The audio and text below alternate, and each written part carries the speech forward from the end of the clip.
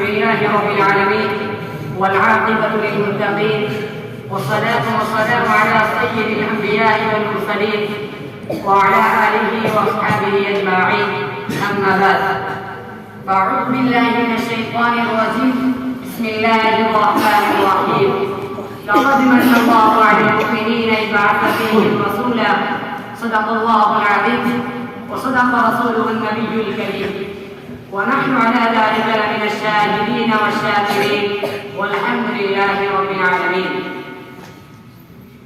میرے واجب الاحترام حضرات علماء کرام اور مہمان اعزام اور جدید حضرات اور جامعہ محمدیہ قاسم محمود نگر شریف خواجہ کے چمکتے دمکتے چاند ستاروں، آج میں ایک ایسی تقریر سے مخاطب ہوں جس کا عنوان اسلام میں عورت کا مقام ہے.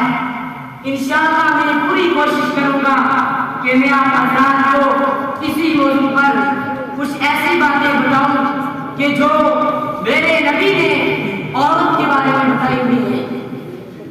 اسلام کے اندر جتنا مقام اور مرتبہ عورت کو ملا ہے اتنا کسی مذہب نے اسلام کو اتنا کسی مذہب نے عورت کو یہ مقام نہیں دیا.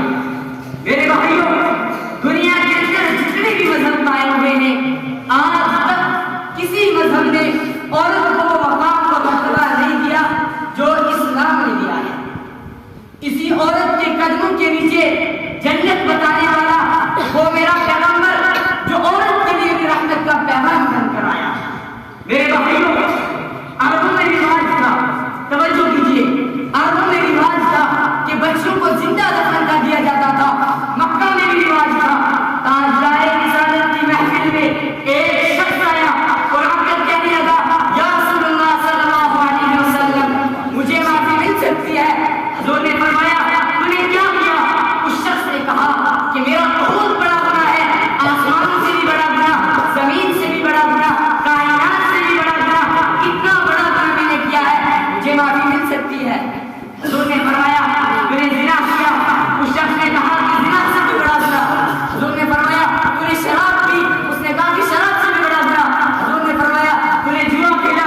اس نے کہا کہ جوئے سے بھی بڑا گناہ.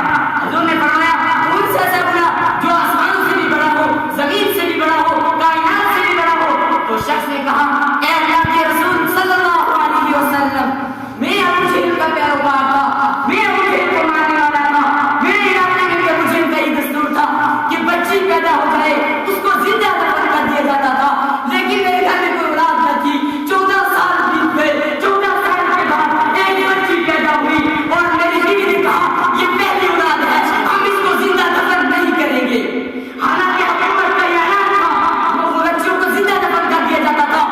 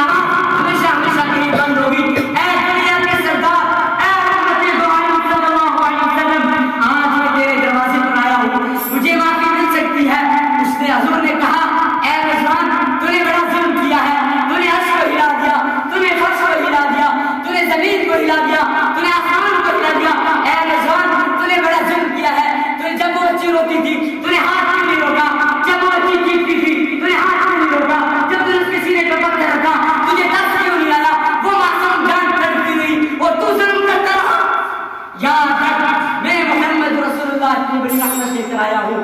وقت کی قلت پر میں اپنی تقریر کو انہی لفظوں پر ختم کرنا چاہتا ہوں. وما علینا الا البلاغ المبین.